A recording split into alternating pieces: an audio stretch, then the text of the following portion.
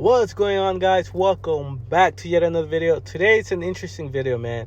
To the left it's me with Steel Purple, and to the right it's the infamous yours truly Blurple. It seems like everyone's into the whole Blurple hype right now. It is a good deck. I personally haven't run it like that, but I do know two guys personally that do really well with the deck.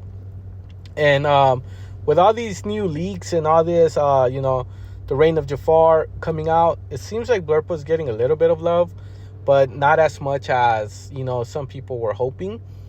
But we haven't seen all the cards, so maybe it will get more love.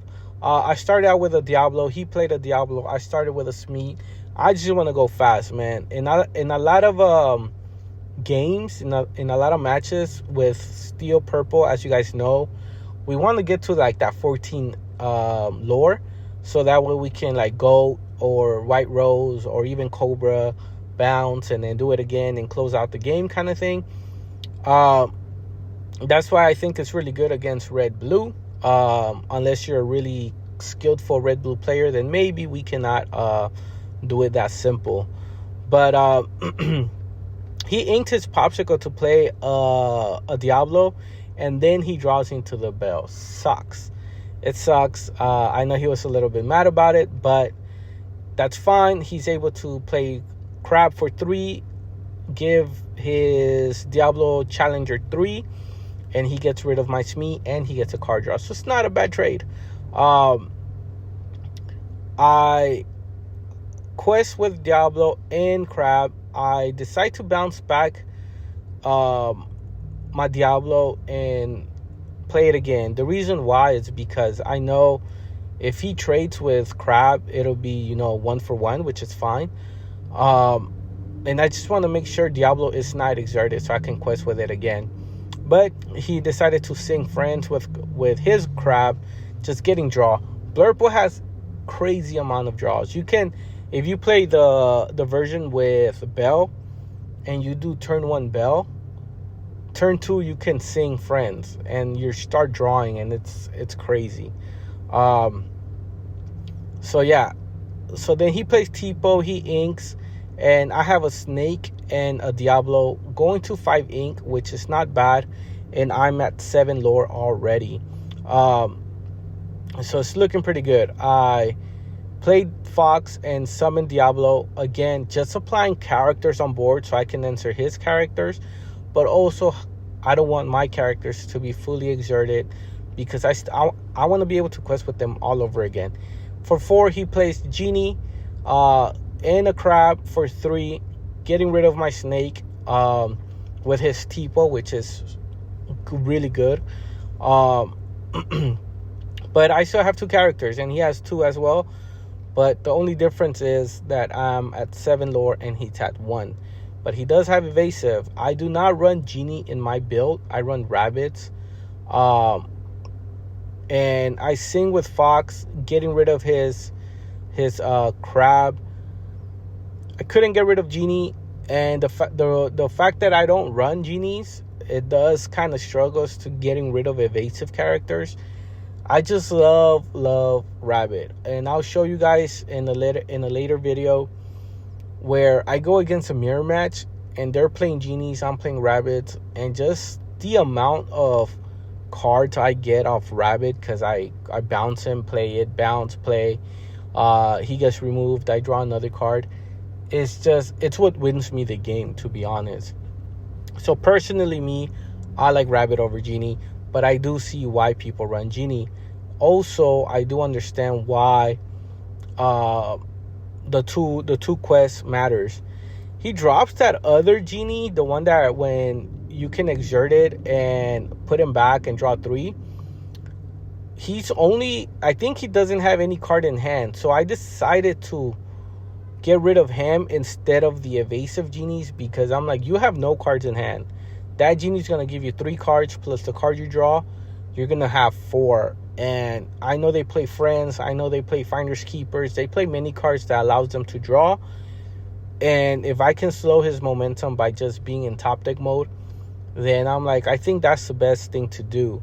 Again, I'm at 10 lore and he's at 1. but he has enough to play 2 Elsas, exerting my characters, and he quests for 4. And at that moment, I was like, damn, big Elsa, that's tough. I played 1 for Broom. I think for 3 for Rose, I decide to pop my Broom just to draw a card, and I get a 1 cost, and I play it. My camera angle is a little bit off, and I cannot see the other card, but it's a 1 cost, probably Chernobog. So right now, again, he's in top deck mode, which is what we want to see. For 4, he gets Genie, draws another card, but now he doesn't have a lot of ink, so that's okay.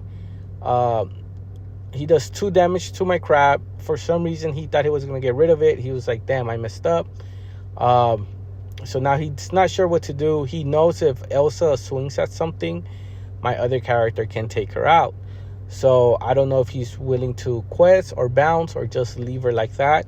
But right now with 3 genies, and like I said earlier, I don't have evasive, so it's hard for me to remove evasive characters. He plays 5 for the other Elsa, exerting my Chernobog, which I was right, getting rid of it, which I wanted that card draw because I'm in top deck mode as well. Elsa takes 3 damage, but now my Fox or my White Rose can take it out. But he's just swarming the board with a lot of evasive characters. I go to 13, but he has 5 characters on board. Transferring his damage to my Elsa and just being able to quest. And it's a GG for him. He came back even though I was dominating, and even though I felt like I was moving pretty fast. But not having evasive removal besides strength and Zeus does hurt the deck. Game 2, he plays a Diablo and I play a Chernobog, which is not bad because I could contest his Diablo and not worried about anything.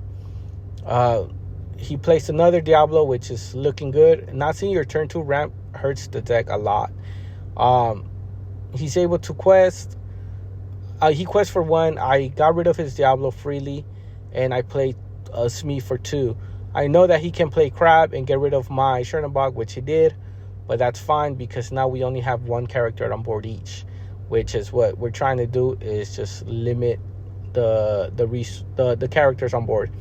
For 3, I play Pete because I'm like, he might want to play Sail or Friends, but now you cannot. So kind of limiting him on what his possibilities are. Cannot really see his hand, but I do see a goat. In this particular matchup, it's a little different. My GoPro decided to die for some reason. Those out there who use a GoPro will understand that GoPros, they run out of batteries quick. I even bought the better batteries, the one that supposedly lasts much longer, and it still runs out of batteries so fast. It's crazy, man. To me, it's crazy. But and honestly, I wasn't aware. I was like so into the game. This is for set champs, by the way. It wasn't just like a local. This was for set champs, and I had to face a homie, known this guy for many years, and I'm like, damn, like this sucks, you know. Like I mean, I wanted 2-0. He had a better record than I did. He got down pair. I wanted 2-0 because I need it, but I don't want a 2-0 because then it sets him back really bad. But at the end of the day, because I don't know how much footage it got, I know it did not get the whole game. I won second match, so we ended up splitting 1-1, which is not bad. It's kind of what you want to do with the homie, especially at set champs when both of you guys want to make it to top 8, which we did. We both made it to top 8. We both got the Enchanted, so it's cool. And it's the first set champs that we both joined. He's been playing Blurpo for quite some time, and I've been playing Red Blue or Ruby Am, but Purple Steel has been pretty good with me, to be honest. And I was like, let me just go with Purple Steel, and I made it to top 8, so can't complain. It's pretty good, but so far I am thinking of adding evasive characters just because it's hard for me to get rid of evasive threat.